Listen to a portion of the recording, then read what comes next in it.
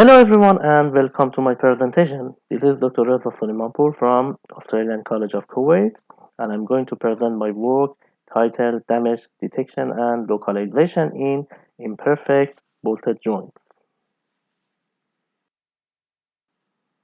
Now let's start with the linear and nonlinear lamp wave techniques.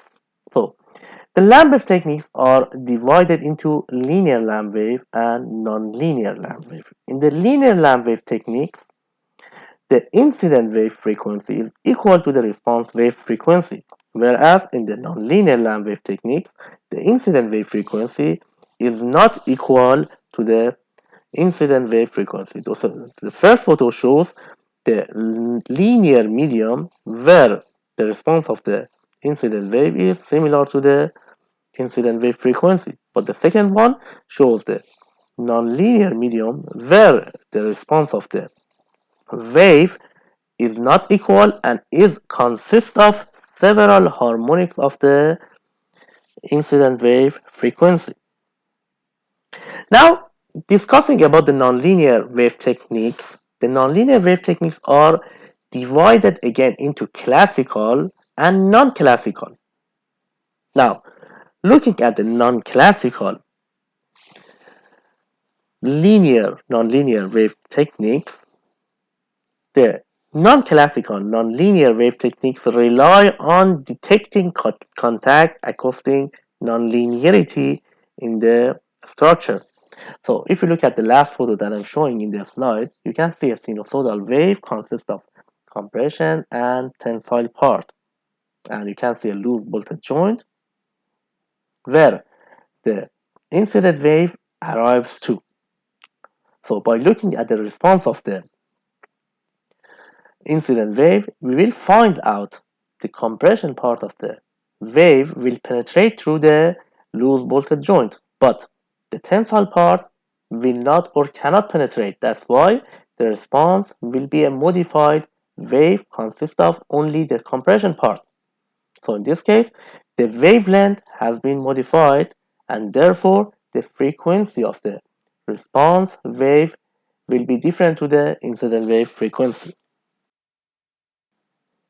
Now again, looking at the guided wave techniques, the linear guided wave techniques are based on the evaluation or estimation of the linear parameters such as wave speed, amplitude, and attenuation. And in this case, we always need a baseline data in order to detect or locate the damage. This is one of the issues with the linear guided wave techniques because the baseline data may not be always available and also may be affected by the environmental factor such as temperature. But with the nonlinear wave techniques, we rely on the nonlinear wave parameters such as higher harmonics and side harmonics. So in this case, we don't need a baseline data in order to detect or locate the damage. And this is one of the major advantage of the nonlinear guided wave over linear guided wave techniques. Now the aims and objective of this research. The first aim or objective is to detect loose bolted joint using contact acoustic nonlinearity. And the second one, to locate the damage. And the third one is to propose a signal processing and damage detection and localization approach that can enhance the structural health monitoring of the structures using nonlinear guided waves. So in this case, we are going to use 3D finite element simulation, and the structural health monitoring level that we are doing here, damage detection and damage localization. Now, this is a very nice photo that I provided in order to explain the situation. This photo shows a plate with two different arrangement of the transducer. So the first transducer is the actuator, and the second one and third one are in pulse echo condition and in pitch catch condition. So in the first one, you will see that transducer 1 and actuator are on the same side of the crack, means they are in the pulse echo condition. In the second one, the transducer 2 is located at the either side of the crack.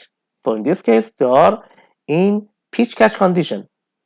Now, looking at the graph, the first row of the graph shows the time domain, and the second one shows the time frequency domain. Now, as you can see with the transducer 1 in pulse echo condition, the transducer will capture two wave packs. So, the first wave pack is the incident wave, and the second one is the reflected wave from the crack that consists of the incident wave frequency and second harmonic of the guided wave. But for the transducer 2, which is in the pitch catch condition, we only have transmitted wave consists of one wave pack mixed of the incident wave frequency and the second harmonic of the lamp wave. Now, for the damage detection, we are going to use contact acoustic nonlinearity. However, for the damage localization, previous study done by Suleymanpur et al.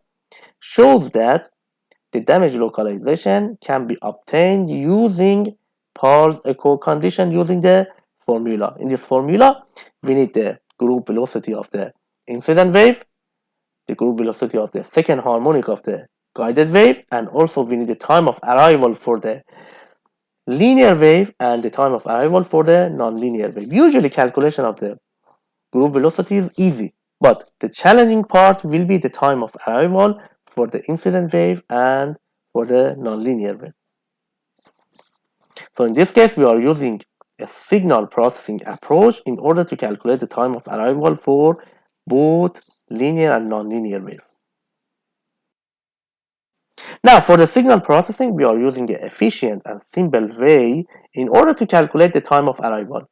First, the data for the numerical model is acquired in time domain, and then we use the Hilbert transform to calculate the time of arrival for the incident wave frequency, and then we apply a fast Fourier transform in order to transfer the data from time domain to frequency domain, and then we use a filter in order to remove unwanted components, and then we use the inverse fast Fourier transform in order to calculate the data in time domain, and then using a Hilbert transform we'll do the trick where the time of arrival for the nonlinear wave is calculated. So in this way we have two parameters and we can calculate the delta t, and then eventually we can calculate the location of the. Okay, now regarding the 3D FE models. For the 3D FE models, we are using Abacus. There are two boards. One of them is loose end, and the loose bolt is modeled using SimTrack. The contact interaction is considered, and then the board size is swept from 5 mm to 20 mm in 2.5 steps, and then asymmetric lamp wave is used by the frequency of 140 kHz with a 10 cycle modulated by the hand window, and then the data is captured at the receiver. So these two photos shows the FE configuration used in the present study.